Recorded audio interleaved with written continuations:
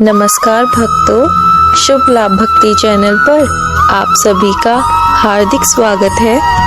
आज सोमवार का पावन दिन है। सृष्टि के कण कण में बसे देवादिदेव महादेव का दिन।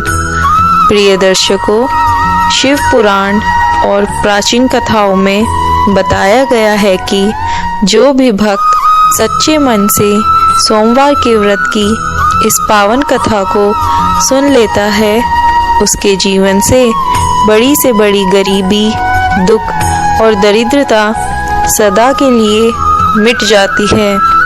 अगर आप भी अपने जीवन में कष्टों से घिरे हैं तो बस आज की इस कथा को अंत तक पूरा सुन लीजिए। भोलेनाथ स्वयं आपके सारे कष्ट हर लेंगे। दर्शक बंधु, शास्त्रों के अनुसार सोमवार व्रत की कथा या शिव महापुराण का कोई भी प्रसंग अगर उसे बीच में ही छोड़ दिया जाए तो वह केवल ज्ञान से वंचित होना नहीं, बल्कि वह पाप की श्रेणी में आता है, क्योंकि अधूरी कथा मन में संदेह, भ्रम और अधूरा सत्य छोड़ देती है। और याद रखिए, सोमवार व्रत का संकल्प तभी पूरा होता है जब कथा पूरी सुनी जाए। प्रिय दर्शकों, शिव पुराण के रहस्यों में एक ऐसी कथा छिपी है जिसे सुनने मात्र से मनुष्य का अहंकार भस्म हो जाता है और उसके हृदय में साक्षात शिव का वास होता है। आज हम उस चमत्कारी सोमवार व्रत कथा को साझा कर रहे हैं जिसे किरात अर्जुन प्रसंग से भी अधिक गहरा और अनसुना माना गया है। हो सकता है इस कथा का कोई एक शब्द आपकी बंद किस्मत का ताला खोल दे, इसलिए आपसे विनम्र निवेदन है कि आज महादेव की इस पावन कथा को अंत तक अवश्य सुने। तो बिना किसी देरी किए आइए महादेव के चरणों में अपना ध्यान लगाते हैं और शुरू करते हैं सोमवार व्रत की यह अत्यंत दुर्लभ और अनसुनी कथा। प्राचीन काल की बात है। हिमालय की तलहटी में बसा था एक भव्य नगर, वीरभद्रपुर। इस नगर की शोभा देखते ही बनती थी। चारों ओर स्वर्ण के कलश चमकते थे। इसी नगर में निवास करता था धुंधकारी नाम का एक ब्राह्मण। धुंधकारी शास्त्रों का ऐसा ज्ञाता था कि उसकी वाणी से वेद स्वतः फूटते थे। उसने लगातार कई वर्षों तक सोमवार के कठोर व्रत किए थे, लेकिन कहते हैं ना कि बिनु सत्संग विवेक न होई। बिना सही संस्कार के ज्ञान भी विष बन जाता है। धुंधकारी को अपनी भक्ति पर भयंकर अहंकार हो गया था। उसे लगता था कि महादेव उसके ऋणी हैं। वह सोमवार की पूजा इतने वैभव के साथ करता था कि नगर के लोग दंग रह जाते थे, लेकिन उसके मन में करुणा नहीं, केवल प्रदर्शन था। मंदिर के द्वार पर कोई दीन दुखी या निर्धन आता तो वह उसे फटकार कर कहता, दूर हट, तेरी छाया से मेरा व्रत खंडित हो जाएगा। वह यह भूल गया था कि जिस महादेव को वह पत्थर में ढूंढ रहा है, वही महादेव उस गरीब के आंसुओं में बसते हैं। दूसरी ओर उसी नगर की सीमा पर एक भील यानी शिकारी रहता था। उसका नाम था किरात। किरात अनपढ़ था। उसे ना मंत्र आते थे न विधि, पर उसके हृदय में महादेव के प्रति एक ऐसी बेनाम तड़प थी जैसे एक बालक की अपनी माँ के लिए होती है।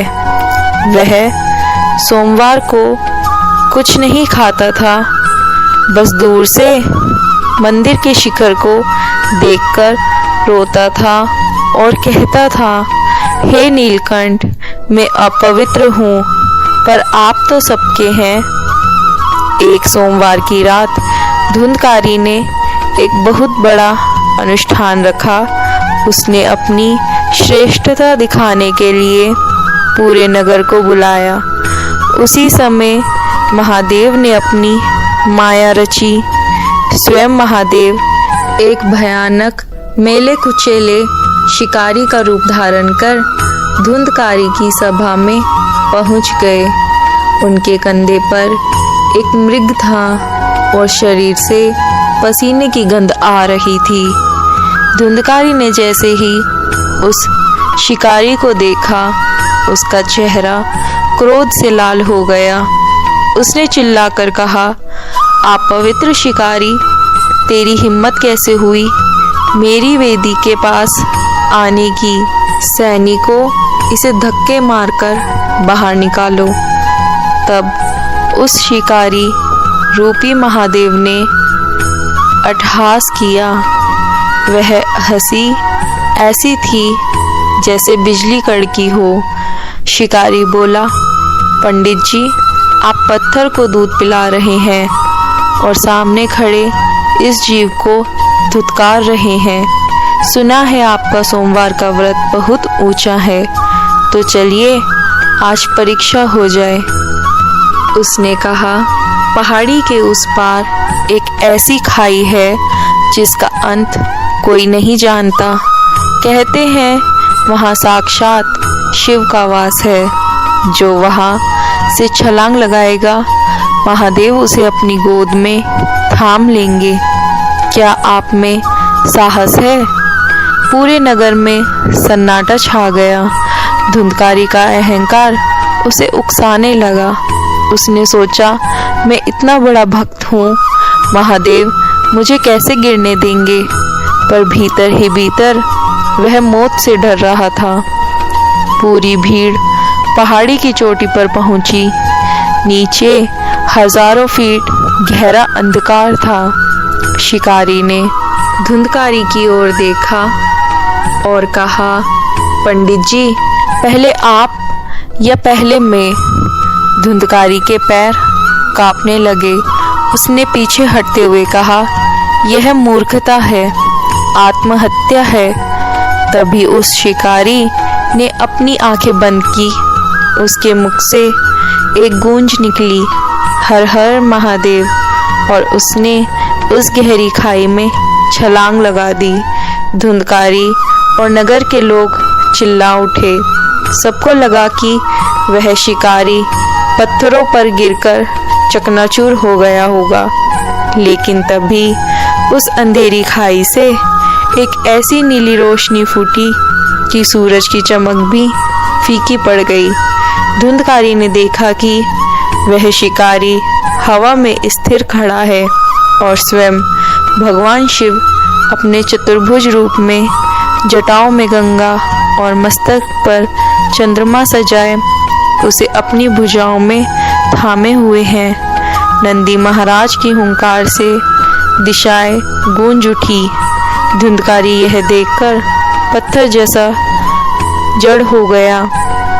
महादेव ने अपनी तीसरी आंख का एक कोना खोला और गर्जना से कहा, धुंधकारी, तूने वर्षों तक मेरा व्रत किया पर तेरे मन की मैल नहीं धुली। तूने दूसरों को नीचा दिखाने के लिए मेरी पूजा की। याद रख, मैं सोने के पात्रों में नहीं, साक्षात भाव में बसता हूँ। जो दूसरों से ईर्ष्या करता है और षड्यंत्र रचता है, उसकी करोड़ों की वर्षों की पूजा भी मेरे लिए व्यर्थ है। महादेव के स्पर्श से वह शिकारी साक्षात दिव्य स्वरूप प्राप्त कर गया। धुंधकारी रोते हुए चरणों में गिर पड़ा। उसका अहंकार जलकर भस्म हो गया और उसने उसी क्षण अपने वैभव का त्याग कर दिया। प्रिय दर्शकों, शिकारी की निष्कपट भक्ति और धुंधकारी के हृदय परिवर्तन की यह कथा हमें प्रेम का वह पाठ पढ़ाती है जिसे स्वयं महादेव ने अपने भक्तों को दिया है।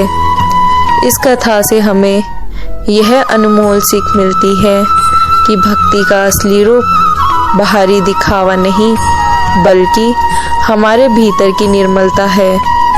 किसी की तरक्की में खुश होना और हारते हुए को सहारा देना ही महादेव की सच्ची सेवा है। याद रखिए, जब हम दूसरों का भला सोचते हैं तो भगवान हमारा भला स्वयं करने लगते हैं। भोलेनाथ से हमारी यही प्रार्थना है कि आपके घर में सदा खुशहाली बनी रहे। जो भी भक्त इस कथा को सुन रहे हैं, महादेव उनकी सभी चिंताओं को दूर करे और उनके जीवन को सुख शांति से भर दे। शिव की कृपा आपके साथ सदा एक ढाल बनकर बनी रहे। अगर आपको आज की यह कथा पसंद आई हो तो इस वीडियो को लाइक करें और अपने परिवार और मित्रों के साथ शेयर करना ना भूलें। भक्ति और धर्म से जुड़ी ऐसी अन्य कथाओं के लिए हमारे चैनल को अभी सब्सक्राइब करें। कमेंट बॉक्स में ओम नमः शिवाय लिखना ना भूलें। धन्यवाद।